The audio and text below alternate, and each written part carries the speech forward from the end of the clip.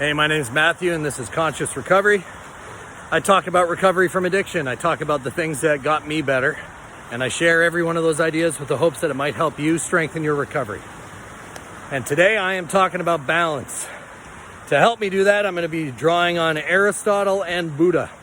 I am neither an expert in Greek philosophy or Buddhist philosophy, but I do recognize when two ideas from two people that never met each other, separated by half the globe and a couple of centuries, when those ideas agree, I think there's something there. There's some truth to it. So this has helped me in my recovery immensely, and it's the idea of balance. Now, when I talk about balance, I'm going to talk about Aristotle's golden mean first.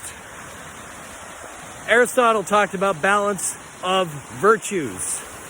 We can all be virtuous, but virtue lies between two extremes. So Aristotle spoke of courage, for example. Courage is an excellent virtue, but the extreme opposite ends of courage are either full cowardice, where you don't do anything, or complete recklessness, where you take no regard for the safety of yourself or others. In order to be virtuous, in order to use courage properly, you need to find a balanced middle ground. And so that's what Aristotle spoke of. Virtue lies between the extremes. So I want to use a couple more examples of how I use that in my recovery.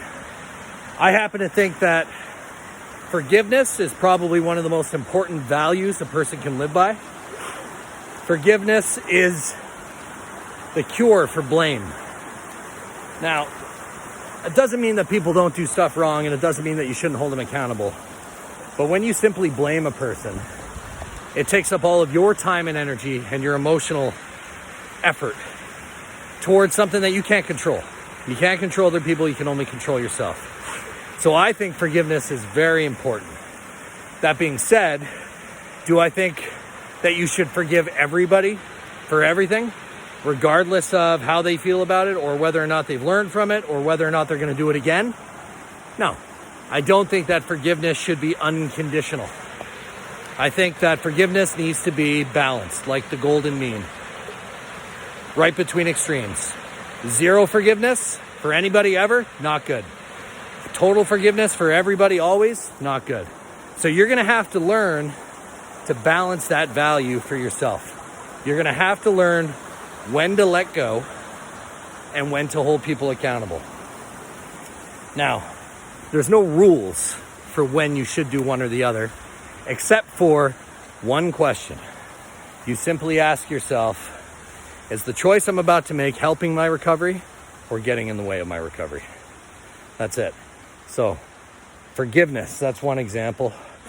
How about forgiveness for yourself? Do you forgive yourself for everything? You hold yourself accountable for nothing?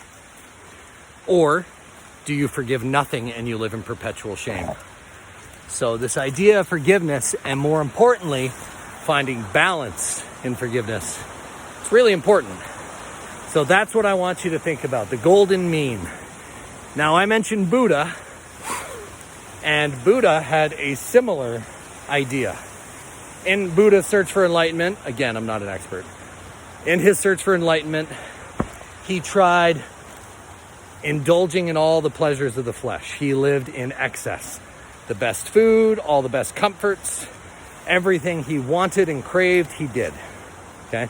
Kind of sounds like us in addiction. Not to any of our surprise, he didn't find happiness here. Okay? And then he went to the complete opposite extreme. And Buddha denied himself all earthly pleasures, and he lived in bare minimalism. Porridge for dinner and, meditating in a cave, whatever. I don't know what he did. But he denied himself everything. Didn't find happiness there either. So, what are we here? What are we talking about again? Moderation. We're talking about finding a livable balance between two extremes. So that's something you need to start using as a filter for your choices, for how you look at your life. Decide where you should draw the line. And it's important you decide, because you cannot rely on all of the automatic feelings and thoughts, and you can't just go on autopilot. Your automatic processes are what put you in your addiction in the first place. So you cannot rely on those same automatic processes to get you out. You have to think about your problems. You have to decide consciously how to do them. All right, one final note. I know this can get tough. I know it can get really tough because that's a lot of work. It's a lot of effort to think about your problems in this way. I'll just say this, that it does get easier because the more you practice the stuff, the more you turn it into a sustainable habit. And this habit then becomes easy, it becomes effortless, and it becomes your new automatic processing. So I know this is hard.